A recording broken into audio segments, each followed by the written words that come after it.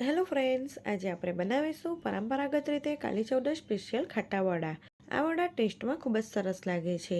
તો ચાલો પરફેક્ટ માપ સાથે ખાટા વડાની રેસીપી જોઈ લઈએ. ફ્રેન્ડ્સ, તમને મારી રેસીપીઓ ગમે છે અને હજી સુધી મારી ચેનલને સબસ્ક્રાઇબ નથી કરી તો પહેલાં સબસ્ક્રાઇબ કરજો. તો ખાટા વડા બનાવવા માટે પહેલાં આપણે તેનું પરફેક્ટ માપ જોઈ લઈએ. અડધી વાડકી બેસન, અડધી વાડકી અડદની દાળનો લોટ, 1 વાડકી ઘઉંનો કકરો લોટ અને 1/4 કપ જેટલો જુવારનો લોટ લઈશું. પરફેક્ટ માપ માટે તમારે ઘરમાં રહેલી 1 વાડકીનું માપ સેટ કરી લેવાનું અને જે વાડકી ભરીને તમે ઘઉંનો કકરો લોટ લો તે જ વાડકીના માપથી બીજા લોટ લેવાના છે. હવે આ બધા લોટને આપણે એક મોટા બાઉલમાં લઈ લઈશું અને તેને એકદમ સારી રીતે મિક્સ કરી દઈશું. હવે આપણે લોટને પલાળવાનો છે. તો અહીં મેં 1 કપ જેટલી ખાટી છાશ લીધી છે. તો તે થોડી છાશ નાખી આપણે લોટને પલાળી દઈશું. છાશની જગ્યાએ તમે દહીં પણ લઈ શકો છો. લોટ વધારે પડતો ઢીલો ના થઈ જાય એટલે આ રીતે થોડી કરીને છાશ ઉમેરવાની. હવે લોટમાં લમ્સ કે ગાંઠા ના પડે તે રીતે બધું સારી રીતે મિક્સ કરી દઈશું. તો અહીં મેં બધી જ છાશ ઉમેરી દીધી છે.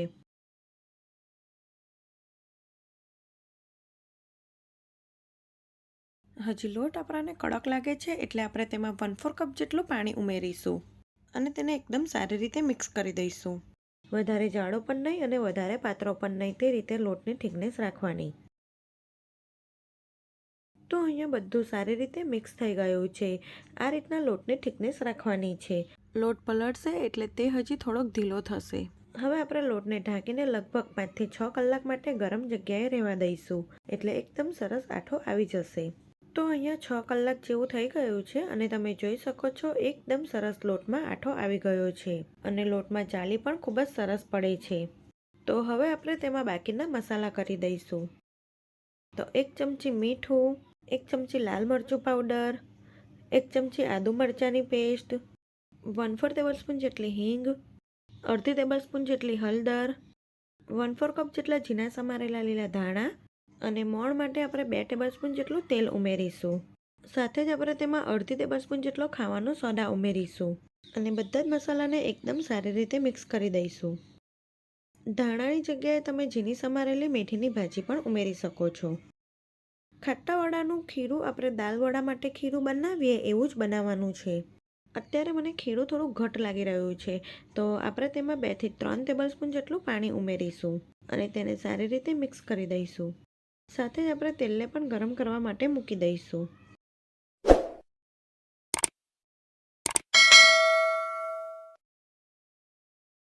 તો અહીં વડા માટે એકદમ પરફેક્ટ ખીરું બની ગયું છે. આ રીતના ખીરાની થિકનેસ રાખવાની છે.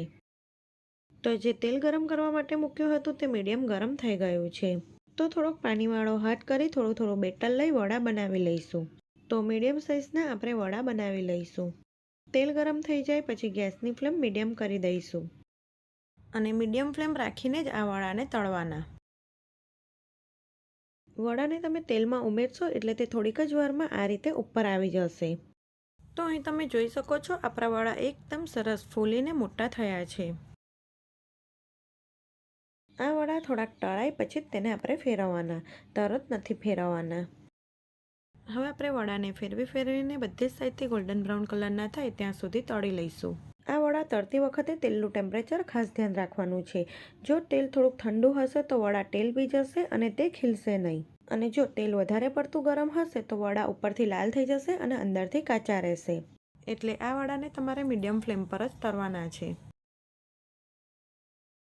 આ રીતે થોડાક વડા તળાય એટલે તેને ફેરવીને બધી જ સાઈડથી તળી લઈશું. વડા ગોલ્ડન બ્રાઉન કલરના થાય ત્યાં સુધી આપણે તેને તળી લઈશું. આ વડા ઉપરથી થોડા ક્રિસ્પી અને ખાવામાં એકદમ સોફ્ટ અને જાલીદાર બને છે. આ વડાનો ટેસ્ટ હાંડવા જેવો જ લાગે છે. તો જેને હાંડવો ભાવતો હશે તેને તો આ વડા ખૂબ જ ભાવશે. આટલા વડા તળાતા લગભગ 3 થી 4 મિનિટ જેટલો સમય લાગે છે. તો અહીં વડા ગોલ્ડન બ્રાઉન કલરના થઈ ગયા છે.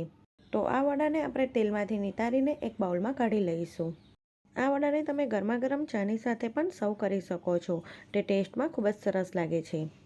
ફ્રેન્ડ્સ, તમને મારી રેસીપીઓ ગમતી હોય અને હજી સુધી મારી ચેનલને સબસ્ક્રાઈબ ના કરી હોય તો પહેલાં સબસ્ક્રાઈબ કરજો. અને એ જ રીતે આપણે બીજા વડા પણ બનાવી લઈશું. અને એ વડાને પણ આપણે ગોલ્ડન બ્રાઉન કલરના થાય ત્યાં સુધી તળીશું. આ વડા બનાવતી વખતે તમારે તેલના ટેમ્પરેચરનું ખાસ ધ્યાન રાખવાનું છે. જો તમારું તેલ વધારે પડતું ગરમ હશે તો વડા ઉપરથી લાલ થઈ જશે અને અંદરથી કાચા રહેશે. અને તેલ ઓછું ગરમ હશે તો તે વડા ખીલશે નહીં અને તેમાં તેલ ભરાઈ જશે. આ વડાને તમે મીડિયમ ફ્લેમ પર તળશો એટલે તમારા વડા પોચા રૂ જેવા અને એકદમ સરસ જાલીદાર બનશે. તો અહીં મેં બધા જ વડા બનાવી દીધા છે. આટલા માપથી તમે 3 થી 4 વ્યક્તિને સર્વ કરી શકો તેટલા વડા બને છે. હવે આ વડા કેવા બન્યા છે તે આપણે જોઈ લઈએ. તો તમે જોઈ શકો છો આપણા વડા એકદમ સરસ જાલીદાર અને ખાવામાં એકદમ સોફ્ટ બન્યા છે. તો કાલી ચૌદશ સ્પેશિયલ ખટ્ટા વડાની રેસીપી તમે એક વખત જરૂરથી ટ્રાય કરજો. તમારા ઘરમાં બધાને ખૂબ જ પસંદ આવશે. જો તમને મારી રેસીપી સારી લાગી હોય તો આવી જ બીજી નવી રેસીપી જોવા માટે મારી ચેનલને સબસ્ક્રાઈબ કરજો.